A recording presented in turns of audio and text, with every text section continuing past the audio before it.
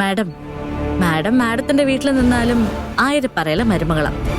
അതല്ല ഞങ്ങളുടെ വീട്ടിൽ വന്നു നിന്നാലും ആയിരപ്പറയില മരുമകളാ.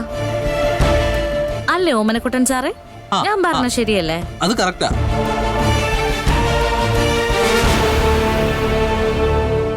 അല്ല മാഡം എന്തിനാ ചൂടാവുന്നേ? ഞാൻ ഭക്ഷണം വെച്ചിട്ട് പോയിക്കോളാം. എവിടെയായാലും ഞങ്ങളുടെ വീട്ടിലെ ഫുഡ് കഴിച്ചാ മതി. അത് പറയാ നീ ആരാ? അയ്യോ, ഇത് ഞാൻ പറഞ്ഞതല്ല കേട്ടോ. നമ്മുടെ ഫാദറിൻലോ ഇല്ലേ, അദ്ദേഹം പറഞ്ഞതാ.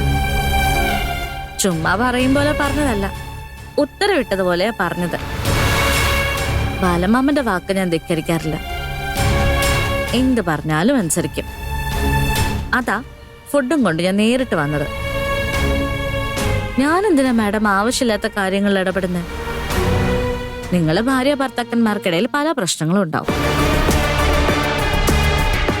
ഇന്ന് പരസ്പരം ചീത്ത പറഞ്ഞും വഴക്കിട്ടൊക്കെ ആയിരിക്കും.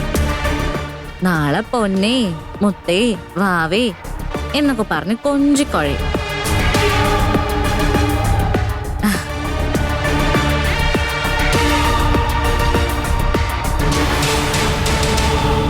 ഇപ്പോഴത്തെ ദേഷ്യത്തില് ഭക്ഷണം പുറത്തുനിന്നോ അല്ലെങ്കിൽ സ്വന്തം വീട്ടിൽ നിന്ന് കൊണ്ടുവന്ന് കഴിച്ചാ അതിന്റെ നാണക്കേട് ആയിരപ്പറക്കാർക്കല്ലേ.